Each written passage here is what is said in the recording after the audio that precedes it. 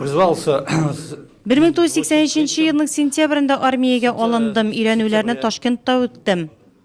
Уку өйрәнүләрне Ташкентта үткән егет 1984 елның мартында Әфганстанга эләгә. Шул чакларны бик үк искә төшерәсе килми Сергей Васильевның.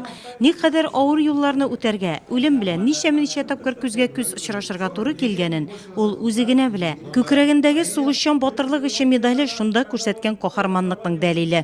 в Афганистане попасть Әфганстанда автобатка эләктем. Кабул артындагы теплый станциясында товар төялгән колоннаны озаттык. Товарлар илттек. 1985 елның августында сугышчан батырлык өчен медале белән бер бәрелеш вакытында иптәшләремне коткарган өчен бүләкләндем. Бик каты отыш булды ул. Армиягә кадәр тракторчы һөнәрен үзләштерә ул, техникага яшьтән гашыйк.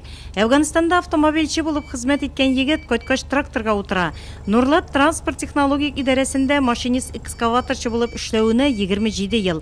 Күп санлы мактау кәгазьләре белән бүләкләнә. Иптәшләре арасында да абруйлы. Работаем все время. Һәр вакыт кыр шартларында эшлибез. Техника гел-кырда, экскаваторда эшләү җиңел түгел, әмма миңа ошый, тыныч тормышта яшибез. Сугышлар булмасын иде. Сергей Васильевич, мы уже работаем давно. Сергей Васильевич белән күптәннән бергә эшлибез. Күп еллар. Ул безнең өчен әти һәм абый кебек.